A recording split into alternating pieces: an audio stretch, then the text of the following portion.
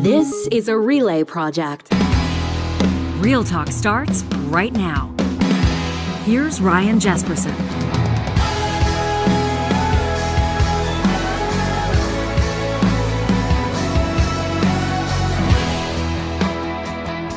Well, you may have seen this story. MLA, an elected official out of Calgary, talking about the COVID vaccine, how he's been talking to his colleague, Alberta's Health Minister, wants to see it gone. Wants to see it gone out of Alberta. It's obviously making national news. It's got a lot of people talking about the status of those vaccines, about conspiracy theories, about misinformation campaigns. When that's the ground where we start to tread, we think of one expert. He's a professor of health law and policy at the University of Alberta. He's a published author. He's been a TV host. He had a series on Netflix. You know, Professor Tim Caulfield. He's going to be joining us to get into this story in 30 seconds. But first, we want to let you know this episode of Real Talk is happening with the support of Alberta's top online real estate school. That's Relo at relo.ca, where better real estate training starts. You can check out their online real estate courses on their website. It's where you can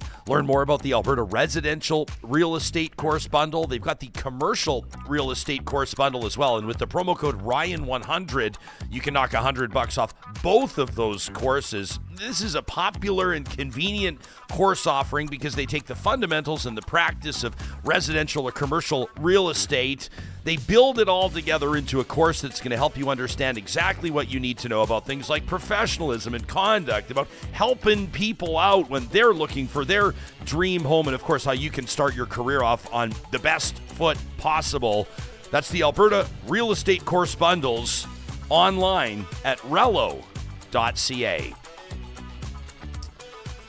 Before we get to Professor Tim Caulfield, let's set the table here. Let's set the stage. We want to play to you just a portion of an interview that was done, shared by an account out of Calgary, Disordered YYC. This is Calgary Lougheed MLA Eric Bouchard. He's talking about vaccines and the future of vaccines in Alberta. He says he's always opposed mandates. He's always been against this. And as you're about to hear, he says he's been talking to Alberta's Health Minister Adriana LaGrange about getting rid of them for good.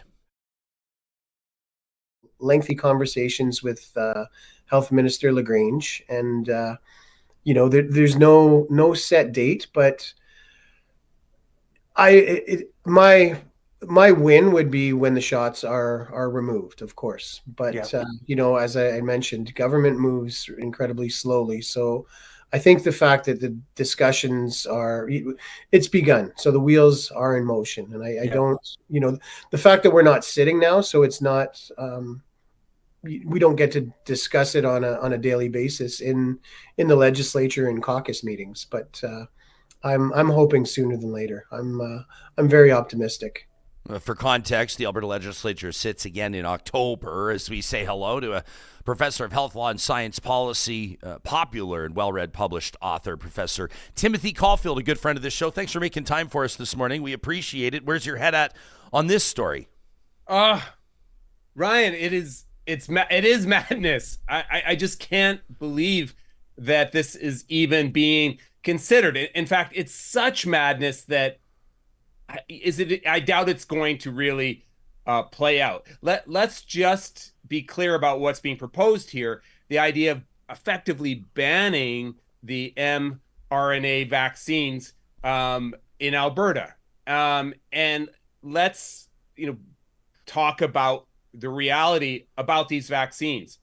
There is a vast body of evidence, international, independent researchers all over the world, a body of evidence that tells us these vaccines have saved millions of lives. In fact, a study came out very recently, just like days ago, talking about how it saved 1.6 million people in Europe alone over a pretty restricted period of time, just a couple of years. It reduces the incidence of heart attack and stroke, contrary to what you often hear. It improves pregnancy outcomes. It benefits kids with asthma. It reduces hospitalization for kids and the incidence of COVID for kids. It has saved the world economy billions and billions of dollars. There was even an interesting study that talked about how it helped, sort of economic activity because it allowed people to get to work. Very interesting study where they, looked at the mobility of individuals. It's just again and again and again, the data tells us that these vaccines were a massive scientific success. So as someone who studies this area, it astounds me. It astounds me that we are here, that we're even debating the effectiveness of them. Now, look, people often turn to, well, they said that these vaccines would stop COVID. They didn't. Or they point to anecdotes suggesting, severe adverse effects. And look, those happen, but they're extremely rare. This vaccine actually has a very impressive safety profile. And they also point to, the alleged benefit of other therapies like ivermectin, over vaccines. Again, no evidence to support this at all. And in fact, we see these movements, these conspiracy theory movements, the died suddenly movement, the idea that the vaccines are allegedly killing people. No evidence to support that. On the contrary, Ryan, studies have shown that the sudden death of young people, young athletes, has actually gone down. It hasn't gone up, it's gone down. On and on and on. I will stop there because you wound me up. I'll stop there. But this would be absolute madness. But I will say this to tee up, I think a really important point here. These conversations, the spread of misinformation has just become so much about ideology. And you and I have talked about this before. I've been studying misinformation for decades. And this is one of the big shifts. Right. This is one of the big shifts where these conversations are about political identity and ideology and not about the science. And it really is right now in this cultural moment coming from one corner of the ideological spectrum. This happens across the ideological spectrum, and we can touch on that. But this really has become about political identity, political communities, and ideology. Okay, well, let's get into. What do you think when you talk about political communities ideology? People will say when they're looking at sort of the anti-vax movement, which still continues. There's still the rallies. There's still the events. We're still talking about it. It's still a thing. You're looking at kind of the freedom crowd, right? It's the Venn diagram, the overlap of the folks that are still hanging out at the highway rest stops that are at the tax rallies that are fighting against the carbon tax.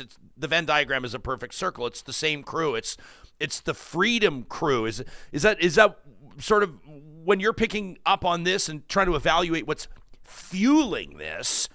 What is it?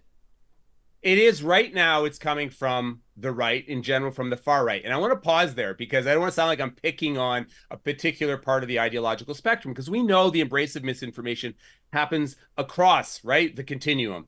Think about misinformation about GMOs generally comes a little bit from the left. Misinformation even about nuclear power, a little bit from the left, right? We saw Blue Anon conspiracy theories, play on QAnon when with the Trump assassination, the idea that it was all staged in order to improve his election chances, et cetera, et cetera. But in this cultural moment, and there's been a large body of evidence on this, it is largely coming from the right. And I also think historical context is important here too. Historically, it wasn't always like this. In the 70s in the United States, the anti-science crowd actually was kind of on the left. It was the Democrats. We had Watergate, we're coming out of, the 60s. There's Agent Orange in Vietnam, right? And so it was the Republicans that were strongly in favor of science. And we've seen that flip right now. Now, yes, most of it's coming from the far right. Maybe some of it, you would call them extreme, but we're seeing it spread across sort of the entire conservative community. So here's a study that came out of from ECOS research. My friend Frank Graves led this study. And it was done around the time of the Alberta election. And what they found, the results are stunning. For people who are unvaccinated, right, didn't get the COVID vaccine, I think the number is 96%, 97% voted for the UCP, and something like 4 or 5% of the unvaccinated voted for the NDP. The split is just, you don't see those kind of numbers in the social sciences very often.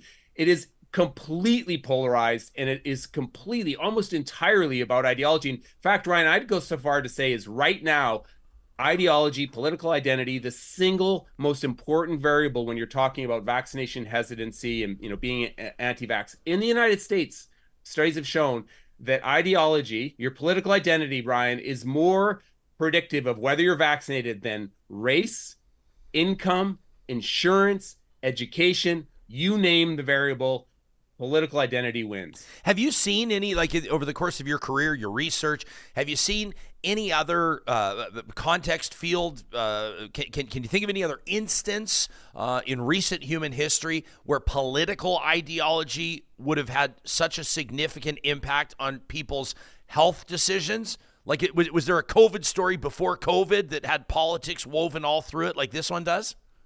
I haven't seen it this strong in the past, right? As you were saying, I was trying to, in the past, you definitely saw, one of my favorite examples is the Marin County flip.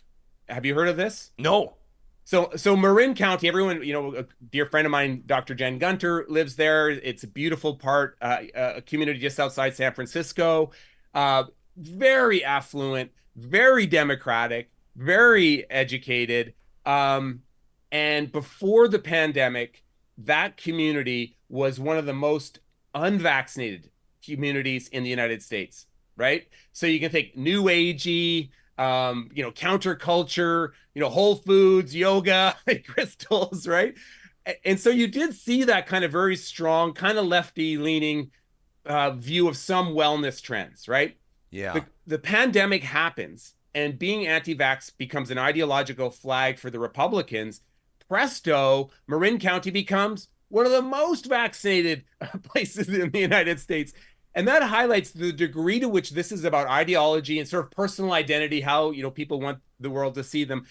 Even for a community like that, wealthy, educated, probably really influential individuals, even for that community, it's all about ideology. We're talking to Professor Tim Caulfield. We always want this audience to have all the information, all the facts, all the background. So I want to reference some excellent reporting that's been done by political columnist Don Braid for Post Media in the province of Alberta. So he has heard back from the Health Minister Adriana LaGrange on this.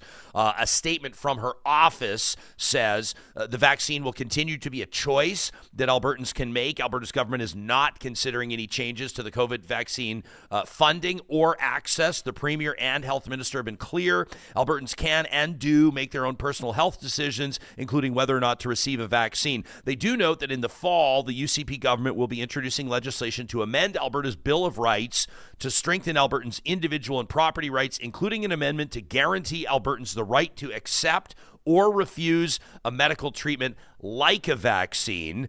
The column the statement from the health minister goes on to point out that this year approximately 16.9%, let's call it 17% of Albertans chose to get the COVID-19 vaccine. They say Alberta's government will continue to Albertans to make this decision.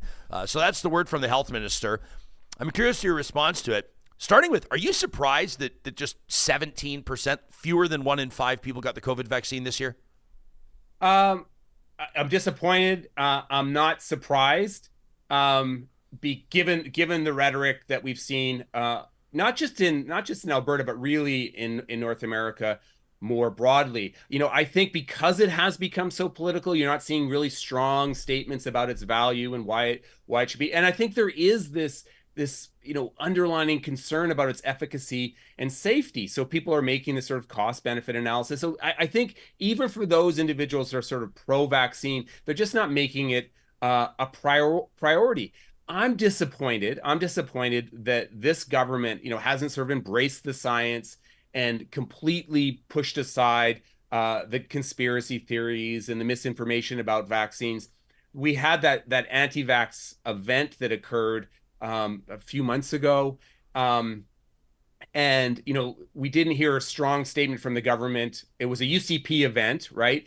Disavowing it, sort of on the contrary, the Premier kind of endorsed it, subtly, sort of implicitly endorsed it.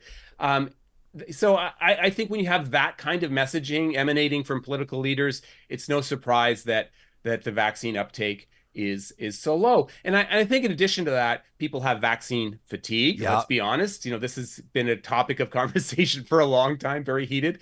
I also think that people don't see the threat of COVID as much anymore, and that's completely understandable. And also, we have a high level of community immunity here. So, the urgency, I think, Ryan, is gone. So there's a bunch of factors here. I don't want to put it all at the feet of politicians, but certainly you would like to hear more from politicians on this. Yeah, I mean, I'm not just to speak frankly and candidly, I'm not surprised at 17% at fewer than 1 in 5, just based on what I see around me. And I do think that you're right about the fact that COVID doesn't really sort of slap anybody in the face anymore. Who is it? Johnny, I'm putting you on the spot. Do you remember who the Canadian Olympian was? Wasn't there a Canadian sprinter that had COVID? Do you remember? Noah Lyles. Noah Lyles was diagnosed with the American sprinter, the 100-meter champ, won the 100. You're talking to a big track and field. Okay, great. So you can fact check me. I'm not surprised, but you remember seeing during the Olympic coverage, they're like, oh, and what's remarkable is he was diagnosed with COVID, before the race. I think it was before the 200 or something like that, wasn't it? And he's walking around. He runs the race, then he throws the mask back on. And I was thinking, gosh, you sure wouldn't have seen that a couple of years ago. If somebody had been diagnosed with COVID and then they showed up to a stadium with 100,000 people, they'd be ostracized and excommunicated from every track governing body on the planet. Well, we are having conversations about this. My friend Art Kaplan published a piece today. He's a bioethicist at NYU, a leading bioethicist, criticizing the IOC, criticizing Noah Lyles for that behavior. And the criticism of the IOC is that they shouldn't leave that decision in the hands of the athletes. So there definitely, in my community, the public health community, there definitely has been, some raised eyebrows about that behavior. Not so much blaming Noah Lyles, because of course an athlete is going to want to run. Not, I don't think they think it was such a great move. He's hugging people afterwards, etc. But certainly I think it is symbolic of the shift in attitudes about COVID. And I think there's scientific reasons for that too. This is a different time, right? We do have better community immunity because of vaccination, and I think one of the biggest factors is that first vaccine that people got had just a tremendous impact, but also community immunity too. So we're at a different place. Dr. Paul Parks, president of the Alberta Medical Association, was on this show just a few weeks ago. I recommend people check it out. It's in our archives, the episode talking about fixing a broken healthcare system. He talked to Don Braid, says the president of the AMA, also an ER doc in southern Alberta, says, I normally would not comment on this kind of nonsense. He says, but this is the literal definition of ignorance, this kind of talk. He's referencing MLA Bouchard out of Calgary. He says this kind of talk has ramifications on our healthcare system, the health of Albertans. He says, I've seen children dying of vaccine-preventable illness. I've seen adults dying of vaccine-preventable illness in my emergency departments, in hospitals in this province. This from Dr. Paul Parks. The impact on the rest of the public of people choosing to not be vaccinated is very real, has a huge impact on the whole healthcare system. It's not just about the individual. And then get this, as an emergency physician working on the front line, Paul says, I can tell you that very few Albertans are science deniers when they come into our emergency departments in life-threatening condition. So that from the president of the AMA. Yeah, so I know Paul, and I thought his comments were terrific and spot on. And I think he makes a really important point here. People often say, I don't want to get vaccinated. Why do you? Well, and the vaccines don't really have that much of an impact on spread. Look, they have an impact on the healthcare system. And our healthcare system is already overwhelmed. And the other really important thing that should not be underplayed is the impact of this kind of rhetoric on other vaccines. There've been a lot of studies, and we're researching that. We just have 2 big new research grants on this topic, by the way, Ryan. But it has a spillover effect. There was a study that came out of the U.S. very recently that talked about how for conservatives in the United States, the anti-vaxx rhetoric about the COVID vaccine has spilled over to other vaccines, including the measles vaccine, right? And so we know that hesitancy for the MMR vaccines has increased. This is going to kill people. This is killing people. So this rhetoric is having a really horrible impact, not just in Alberta, but on the global community. And it's heartbreaking. Tim, we cover a lot of stories, and not all of them to do with vaccines, not all of them to do with medicine. And sometimes we look at, there's a tragic death. Somebody passes suddenly and unexpectedly. And And sure enough, every single time in the comments on YouTube, in the comments on our posts on social media, people, I wonder what this person had jabbed into their arm 2 years ago. Oh, I wonder what the sudden death might. I wonder what the explanation might be. There's a lot of that. It's a recurring theme. Comments on the interviews that we do or the stories that we follow. You just tweeted from your account a short time ago at Caulfield Tim about yet another much circulated anti-vax study withdrawn relating to this died suddenly theory. Can you take us into this? Yeah, that's right. This died suddenly theory is very, very popular in the anti-vax community, and it is built on exactly what you just said, Ryan. It's built on anecdote. Sometimes some individual has tragically died, and sometimes it's completely fictitious, and even sometimes an individual has died, and the family has even come back and told the people saying that it was the vaccines that it wasn't the vaccine, it was this other car crash, someone fell off a mountain, and it's so exploitive and really kind of ghoulish. To try to use these tragic deaths to support a conspiracy theory. So the reality is the science tells us that the died suddenly idea just isn't true. Study after study after study shows that the communities that are vaccinated have had better, they have less mortality. And lots and lots of research on this, as I've already referenced the studies that have told us that the vaccines have saved millions and millions of lives globally. But in addition to that, the studies that they often point to, Ryan, they're poorly done. They're published in low quality journals or even sometimes predatory journals or what's called vanity journals. And when they are published in real journals, they're often very quickly retracted. And I'm frustrated they got in there in the first place. But this one that you're referring to, it's written by a group of anti-vaxxers, a group of well-known anti-vaxxers. Most of them work for a supplement company that sells supplements for vaccine injuries. No evidence to support the supplements. So there's that, interesting conflict of interest that isn't raised by anti-vaxxers when they point to this study, but that study's then retracted. But the bad news is Ryan, two things will happen. The study will live on and anyway, it'll be continually pointed to, right? And it becomes a zombie study, like the Wakefield study, right? It gets pulled and people still refer to it.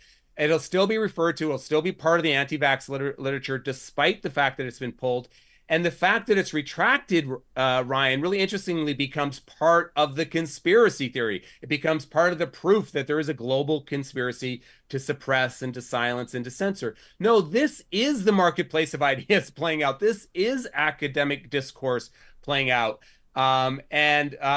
You just can't win. Conspiracy theories, Ryan, are self-sealing, right? And no matter what happens, there's a conspiracy theory explanation that makes it, part of the conspiracy theory, confirming the conspiracy theory. Well, yeah, this is a perfect segue to what I want to ask you about last. We'll pull back the curtain and let the audience know you got a flight to board. So I got 2 more minutes with you, and I'm going to use it on this. You share a story in the Washington Post about a couple of doctors.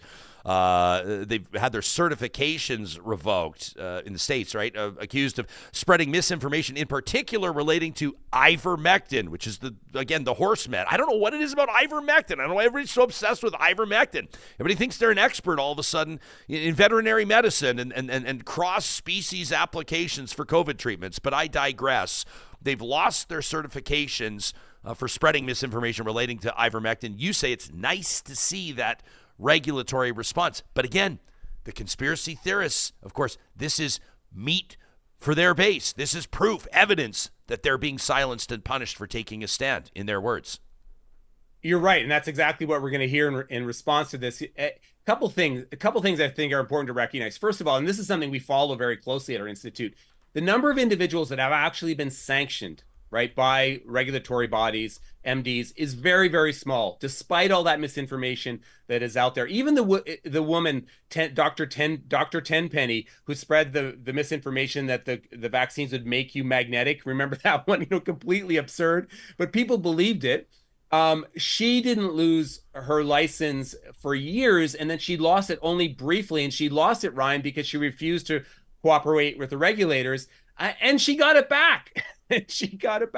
So it's actually quite rare for this regulatory action to happen, despite this idea of silencing. The other important thing to note is for the regulators, for these colleges of physicians and surgeons, for the licensing bodies in the United States, the standard is high. They're trying to hold their professionals to a regulatory standard, right? It's the best interest, professional standard. It's the best interest of the public, right? That is the standard. And that's what they're trying to do with these individuals. Like, you are a physician. With being a physician, you have these privileges. And with those privileges, you have to follow a certain professional standard. And it's very rare that a college will move, especially in the United States, like this. And here, of course, it's a particular licensing body. I think these individuals are still going to be considered physicians, but they have lost their license from a particular entity. And I would like to see more of that. We have to come at the issue of misinformation from every angle, right? And this is using regulatory tools is just one of them. By the way, before I get hate mail about silencing and censorship, okay, I am a strong supporter of freedom of expression. I really mean that. And I actually think that regulatory steps like this and deplatforming always should be an instrument of last resort. Most tools that people like myself and people around the world advocate for using to fight misinformation take place within the marketplace of ideas, right? They're about countering misinformation. They're about pointing individuals to good information. They're about teaching critical thinking skills that are ideologically neutral. It's not about silencing. It's about using a variety of tools to try to allow individuals to cut through the noise. Yeah, I totally agree with you on the deplatforming thing. We don't have time to get into it, but I've had like mixed feelings. I'll run my mouth after we say goodbye to you, but even the whole Ontario College of Psychologists thing and Jordan Peterson and that whole thing, it's like, I don't know. On one hand, the association and the members expect a stand to be taken. They expect the credibility to be maintained, the bar to remain high. But at the same time, if you do it the wrong way, it can really blow up in your face. And I think that those things have to be approached with caution. Yeah, I do have to go soon, but I totally agree with you. And the other interesting thing I think is important to highlight is I know that many people in my community, right, debate these things. Often those individuals try to create the impression that there's this polarized discourse, that we're all, this monolith, and we want everyone to be silenced, and we all think there should be vaccine mandates for everything. These policy positions, these policy approaches are vigorously debated in my community. I have, views about mandates. I think a mandate, in fact, I've always said this, is a very complex policy decision to be made. But those pushing misinformation don't want that nuanced discussion to happen. They want it to be polarized, right? It's us against them. And that's almost never the case. These conversations are playing out, Ryan. Do not miss your flight. Thank you for hanging out with us. We appreciate you, Tim. Thanks for doing this. Always a pleasure. Best to the whole team. Yeah, you got it. That's Professor Timothy Caulfield. He's a Canada Research Chair in Health Law and Policy. He's a prof in the Faculty of Law and the School of Public Health, Research Director at the Health Law Institute at the University of Alberta, and you can check out his books as well, including some of his most recent, Relax, The Science of Celebrity, and The Vaccination Picture. I encourage you to give him a follow on Twitter at CaulfieldTim. I don't know, this whole thing about you talk about the deplatforming idea, and then doctors that are talking about alternative therapies or that are talking about ivermectin and then losing their certification. It is like he's on to something, talking about how when that type of thing happens, when a doctor, or like in this context, that's what we're talking about, or it could be a psychologist or anybody else professionally certified that loses their certification, that loses their accreditation, that pays a professional price for taking a personal stand. Sometimes there may be justification for it, very well, where you say they're acting contrary to what's best for the public. They're acting contrary to the public good by spreading misinformation, and this is the step we must take to maintain the public trust. But it also does fuel the conspiracy. Yeah. It almost proves the conspiracy. Like he said, it's those that will come out and say, if we take this stand, they're going to come for us. You just watch. Sure. And then they come for us. And you go, I told ya. And this goes to show that our message, this goes to show that what we're on to is a threat. Yeah. It's a threat to the big banks. It's a threat to Big Brother. It's a threat to Big Pharma. I don't know. It's just I got a little cold here today. Yeah. Have you tried ivermectin? But I would say I agree with Tim, where deplatforming and taking away someone's credentials or whatever should be a last resort. If they're hurting people, fine. But I would rather, I don't want to say crazies, because whatever, people have different opinions. But in the medical field, I would rather people stay in the fold and debate things and question things. But if it comes to patients and people being hurt or being led, to do things that will not cure diseases and will not expand their life, then I think that's when it gets questionable. 100%. Like LJ right now in our chat says, my sister-in-law has terminal cancer.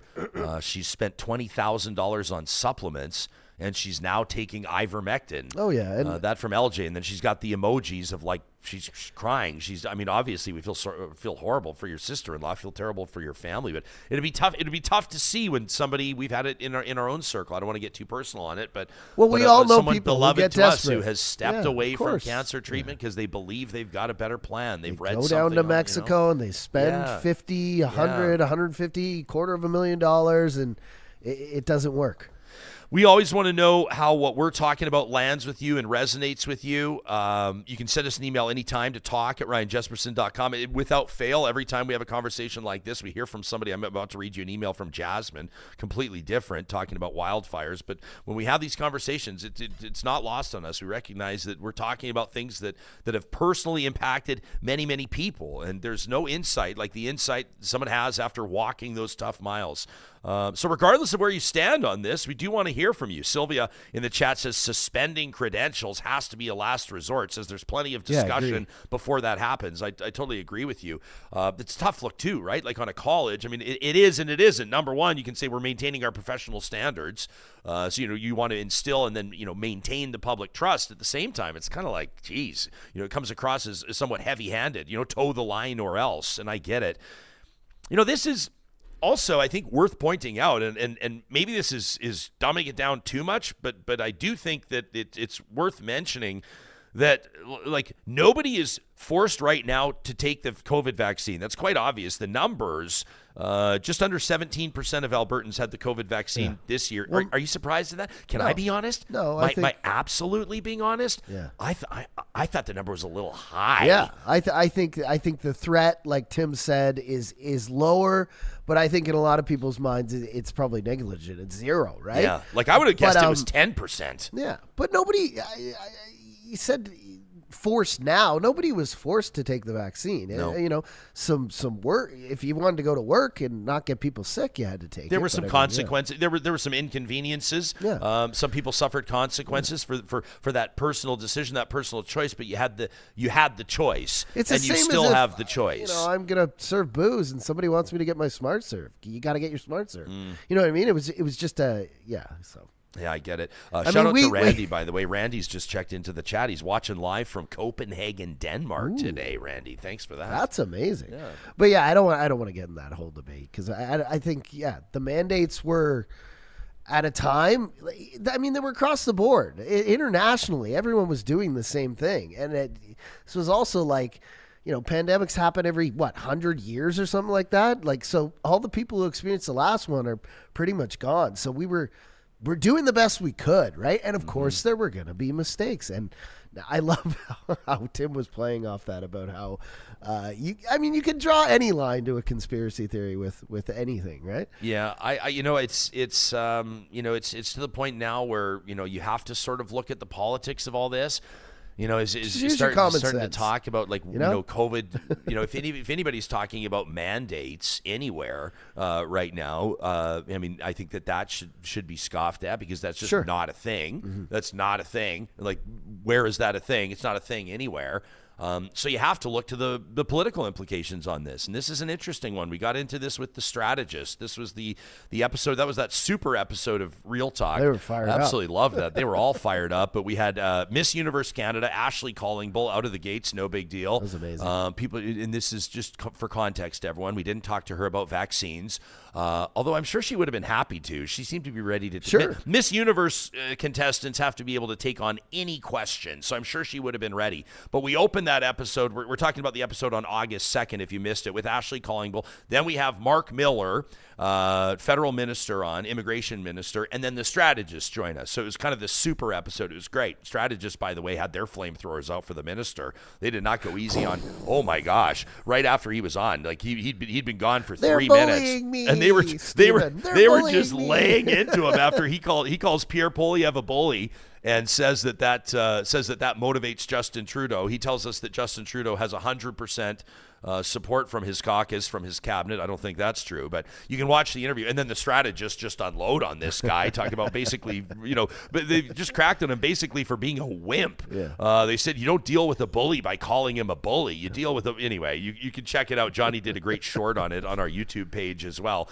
But we talked to the strategists. Here's the point. The politics of the vaccine stuff and MLA Eric Bouchard down in Calgary and everything else at the beginning of November, it's November 2nd, Danielle Smith has her leadership vote, right? This is not the vote on her leader, but it's like the confidence vote, right? The members of the party at the AGM. This is not Albertans. This is not province-wide. This is not a referendum. This is not an election. But the members will be getting together, and then they have their leadership review. And for any party leader, this is a big deal. In Alberta, as a Conservative Party leader, you could make the argument that the leadership review is more important to your political career than the general election. Just ask Ralph Klein, just ask Ed Stelmach and others, ask Jason Kenney, right? The leadership review is big. And so Danielle Smith finds herself in a spot, and this is probably, if my math is correct, the only leadership review that she's going to face before the next election. So it's a big one. And so she's, I think, walking a fine line. You can't lose certain elements of that party if you want to maintain the support, especially the people, the type of person that's going to show up to the AGM, the type of person that's going to give that political gathering their entire weekend. And not just that, but be super keen on it and participate deeply in it. These are the hardcores, right? These are the people you need if you have a political party. These are the people that'll donate, the people that'll knock on doors, the people that'll volunteer. That's them. And a lot of them, especially those that have supported Danielle Smith, are those that would fall into the vaccine hesitant or anti-vax crowd. That's just a fact. And so she's trying to walk that tightrope, I think, ahead of November. So this is context. We talked about it with the strategists on August 2nd. I recommend you check out that episode. And it's something that we're keeping an eye on moving forward because I do think that it's relevant. I want to get to this email from Jasmine in just a second. For Jasper residents, we've been talking a lot about this wildfire and the impact of it. That fire, by the way, is still burning out of control in the national park. It's, I know that we all sort of feel like as it's moved on from the town site that this is a story now we're looking at in retrospect, but that firefight is still ongoing. It's one of the wildfires that are burning across the province. Jasmine wrote into us about that in just a second. This says Jasper residents are getting an update and getting news on when they'll be able to return. Some of them will be able to return to live. Most of them obviously are going to be returning to a town that looks completely different. Their lives to a significant degree disrupted. There are tourism implications as well. At this moment, a lot of those in the know in that part of the country, in that part of the province, are saying it's probably not quite yet time for people to get excited about being able to return to Jasper. I know a lot of you real talkers are eager to get out there and start spending some of your tourism dollars because you've told us that. Maybe not quite yet, and we'll have updates on those for you as they become available. They got to think about basic things like water infrastructure. Can they have enough gas in their gas stations to fuel people up? These types of basic things. Will the grocery stores be able to be stocked up enough to help everybody? And the remaining businesses that are left, those ones, especially on Main Cannot Drive, took a big hit. So we're going to get to that email in just a bit and have those updates for you. But first, of course, we want to remind you that Real Talk happens with the support of steadfast partners, sponsors of ours like Kubi Renewable Energy. Boy, are we ever grateful for them. Not just because they believe in the power of Real Talk, but also because they're helping Canadians go green with solar energy solutions to power your life. If you'd like to learn more about what Kubi does, find out whether or not you could decrease your carbon footprint by going solar, check out their website, kubienergy.ca. You can see their full service provision, including things like electric vehicle chargers, off-grid solar. Maybe you got a cabin out there in the middle of nowhere. They got some really neat solutions for you, and they're hiring. All the details online at kubienergy.ca. freezenbrothers.ca. Our friends at Friesen Brothers have you covered if you're in charge of putting good food on the family dinner table. Friesen Brothers has a couple of resources I want to put on your radar to make sure that you're serving the best possible food and saving as much money as possible. The Family Essentials Flyer is what I'm talking about. Online at friesen.com. That's FRESON.com. Quality food for low prices every day, including some great meal ideas and the recipes to make them yourself. It's all part of what sets Friesen Brothers apart. Established in 1955, Friesen Brothers is Alberta grown and Alberta owned. At California Closets, they are in the business of peace of mind with custom closets and storage solutions for your entire home. And it all starts with a free design consultation. You got nothing to lose. You sit down with their team. I guarantee you'll be wowed with the ideas that they'll come up with. Working with your layout in your home and your budget, they're going to come up with a solution that's custom designed to fit your space and your budget, and it all comes lifetime guaranteed. You can request that free consultation today at californiaclosets.ca. And as we speak of wildfires, we're reminded of the hundreds and hundreds of professionals that'll be working, many of them already doing demolition, clearing some of these sites in Jasper National Park as the process begins to restore those properties and to rebuild people's peace of mind. Complete Care Restoration is going to be there, as they have been in many communities across Western Canada, whether it's fire, flood, smoke damage, sometimes it's black mold, asbestos, or something else. The certified professionals you can trust with more than 25 years of experience are at Complete Care Restoration. Interesting comment from Erica in our chat who says conspiracy theories have become religion. Have you ever tried to talk somebody out of a religion?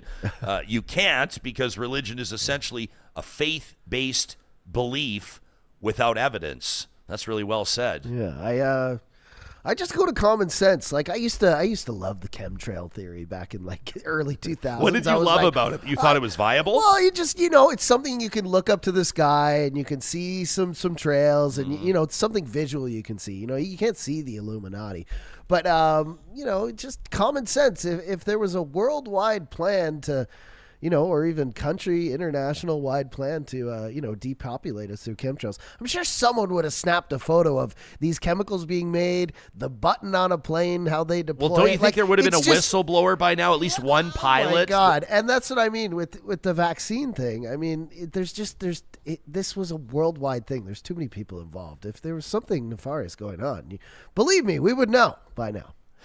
David, in talking about decertifying, deplatforming experts, these doctors that have had their certifications pulled, David says, that's the word. He says it's consequences. Consequences is the word. That's what's missing from the weirdo extreme right argument. There is freedom, but there are consequences to poor choices.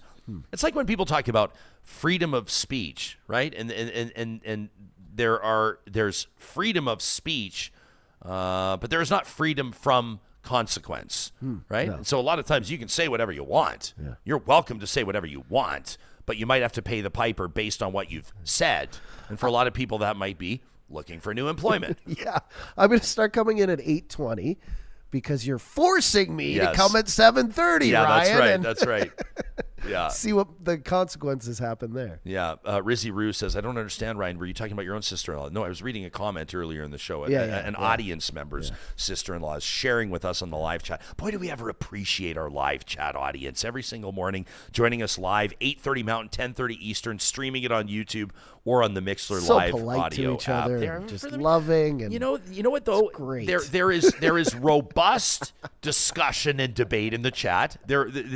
My heart is full. If this show had an entire audience of lefties or an entire audience of right-wingers, I would be concerned and discouraged, if you want to be honest, if you want my honest take on it. I absolutely love that we have left-wingers and right-wingers that are gathering together every single morning. And while there is a little bit of like lobbing it back and forth and they're hard on each other at some point, there's nobody like, we're not having to like block and ban people. There's not like racism, misogyny, sexism, idiocy in the chat. I mean, Johnny's going, from time to time. And if there is, guess what? There's consequences. There is a little consequence. But for the most part, we've got, hundreds of people that are, showing up to test their own thoughts, to put it in front of a group and to see how it lands. And that's kind of the whole point of a talk show.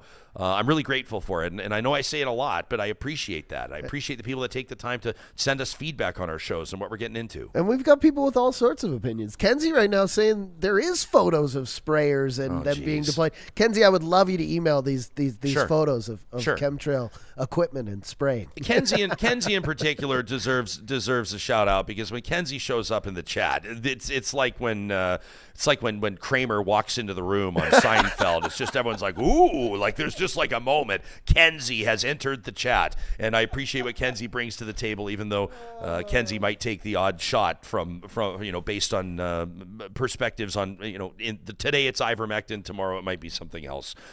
Jasmine wrote into the show, talk at ryanjesperson.com, said, I just wanted to send a note of appreciation for some of your recent episodes. The Jasper wildfires affect my family and I a bit different, says Jasmine. We're not directly affected, but we live off of Range Road 73. We lost our entire property last year to the fires. Says we didn't lose our home, but it did sustain damage. We lost most of our fencing. We lost our crops. We lost our equipment. We lost our barns. We lost other buildings. Obviously, a huge fire. Says your guests in particular is talking about our July 31st episode, hit the nail on the head. And you can find all these episodes we're referring to when we're talking to the experts here. We talked to, some of the, Canada's most respected wildfire experts. We talked to the fire chief that protected the Jasper Park Lodge and saved the water treatment plant. We've talked to weather experts, Kyle Bertain there, Wendy Hall, the Jasper town councillor that was evacuated along with everybody else. Unfortunately, Councillor Hall lost her home. You remember, I'll never forget that interview. You know what? I wanted a do-over. When we were talking to town councillor Hall, Wendy Hall, in the show, and I was watching after. We call it an air check in our business. You just see how did I do in that interview.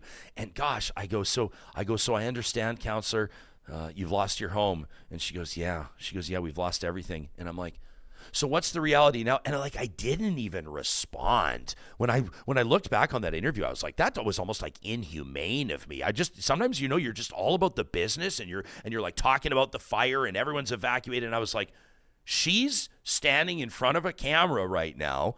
She's live streaming on Real Talk, and she's just found out like hours ago that she lost everything. That was like a reality. That was a perspective check for me too. I needed to bring a little. I mean, I feel like empathy drives this show, but I was like, in that moment, I was not empathetic, and I wanted to do over. I shot her a text after. I sure appreciate Councillor Hall, but these are some of the shows that we're talking about, and this is what Jasmine's writing in on. She says, your guests have hit the nail on the head. From our experience, Jasperites are in a state of fog, which will remain until months after they return home, and then reality and grief will hit. Says we still have times when we look around and feel deep despair for what we lost. For context, she says, we live in the middle of Crown land. We have no neighbors, and we were surrounded by forest. Most of that forest is no longer standing. Says you can now see our property from the highway. We feel like we've lost a part of our life that we'll never get back. Jasmine says our story is also different than our neighbors in the closest town. When the evacuation order was lifted, we were told we could go back home, but given we're the only home down our road and all the power poles burned to the ground, these are the things you don't think about, right? All the power poles burned to the ground. The electricity companies were busy restoring power to high-density locations. So 3 days after returning to our property, as the evacuation order was lifted, power was restored, and then the power line snapped again and caused additional damage. We were living in an RV. We have livestock. We're evacuating our goats and our horses and our pigs, and it was like living in a traveling caravan. We had to settle back onto our property without power. We're a family of 4, 3 dogs, 3 cats, all of us in an RV until the middle of July. Our property with active wildfires on it. We had water bombers and fire crews on our property 8 a.m. to 8 p.m. Monday to Sunday. If you can imagine, between the helicopters flying overhead, the ground smoldering, multiple fire crews, flames continuing to sprout up around us, we honestly felt like we were living in Mordor. I can't imagine. Jasmine says, I myself was required to return to work. It required me to travel to Calgary prior to moving back into our house. Imagine that. You're living out of an RV. Your house is burned to the ground. You got 3 dogs, 3 cats in the trailer with you. The ground is popping up on fire and smoldering. You got choppers overhead, and your employer needs you back. Says, needless to say, last year was filled with trauma for my entire family. And when the Jasper fire started this year, our children began acting uncharacteristically emotionally, overreacting to situations, not really being themselves. And it wasn't until after your shows, until Real Talk, that I was reflecting on my state of mind right now. Remember we did that episode with Dr. Jody Carrington just a short time ago, the psychologist? I encourage you to check it out if you didn't. Jasmine says, I realized I was surfacing my emotions of the past year. Our biggest trigger are those emergency alerts, the Alberta emergency alerts. Unlike Jasper, we had 40 minutes notice of the fire, and the place that we evacuated, within hours, multiple alerts sent to our phones. My husband, my 13-year-old, watched the fire jump the highway and hit our property. She says, and as soon as we all hear that alert now, of course, we become edgy. I wish, says Jasmine, I wish I could say that a year later we're more settled. But although we are in our home now, we're not. We're still trying to rebuild. We're still trying to move forward. It's hard when the trees that we once walked under are no longer there. Those in Jasper will be feeling the same next year as they hike their usual routes, and they'll reminisce about what they lost. Says, I believe that more support will be needed in the coming months, and I appreciate the concept that you've been chatting about on the show about mourning as a group. Says, I think Alberta, Canada, will need to mourn as community as Jasperites begin to return home. And then Jasmine says she's attached some photos of our property. I threw those in Slack. They've got a couple of them just to give you a sense of of their property after the fire for context. Johnny's showing them right now for those of you that are watching on YouTube. She says all the pine trees that appeared green have since died. But just obviously, just a huge impact on the landscape there. I don't know if you saw it, but there have been photos posted as well about some of the damage in Jasper, and it's tough to see, man. A lot of this, like the road up to Moline Lake and some of those things, just the perspective check of the damage that's been done is really tough to see. People can find that online. Different routes, like Jasmine wrote about, different hiking trails that people are used to seeing. Obviously, the landscape is so dramatically different. That's part of it, and that's part of nature. But, of course, it's going to have a huge and jarring impact on a lot of people. And we sure appreciate, Jasmine, you taking the time to write in and get so personal about your experience with fire last year on your property. Jasmine sent that email to us to talk@ryanjesperson.com. You kind of forget about that stuff where it's like, the fire's out, a community or a family or whatever you want to call it, business, starts to rebuild, but you're rebuilding in a lot of cases. You have your health, there you are, but you've lost basically everything. Yeah, it's horrible. And there's going to be people that, you get your house rebuilt, but gone is like, grandma's whatever or grandpa's whatever that you had that meant so much to you. And it's not the these are the things that impact you for the rest of your life. Those things you have around your house forever, for years, that now are gone, and you just realize, wow, I really liked, that piece of wood over the door that said, welcome home or whatever. It's all those things you can't replace. All those things insurance can't give you enough money to fill the gap that's gone in your life. It's just, looking at those photos every day still.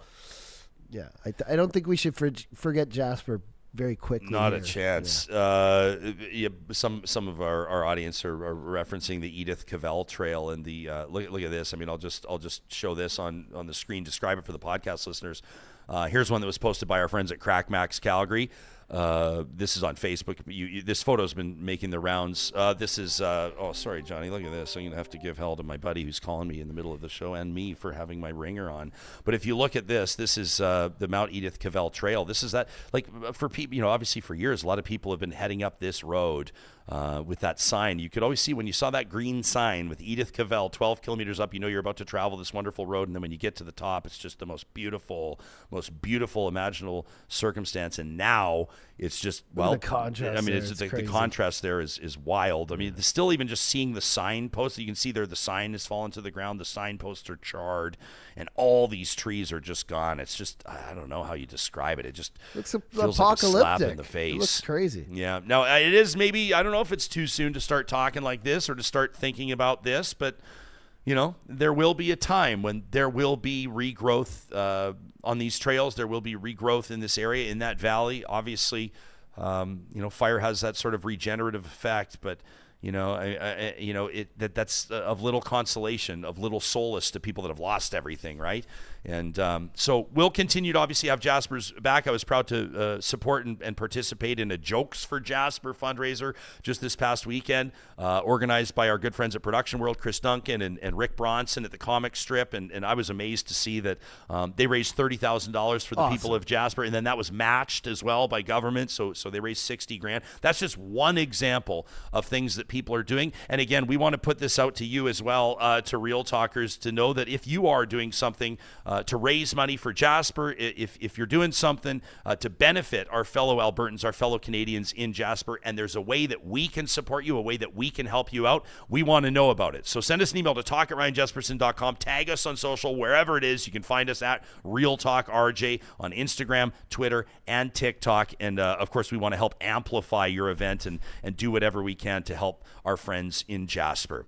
As we wrap today's show, I'll let you know that coming up tomorrow, hey, speaking of getting out into wilderness, totally different context. Do you remember those conversations that we had with like Sarah Almaligi, the bear biologist in the MLA, and then John Marriott, the conservation photographer, about the problem grizzly bears in Alberta and hunters being issued tags? Well, we're going to get the flip side of the story from a hunting expert and a podcaster. He's going to make the argument for the move on Wednesday's Real Talk.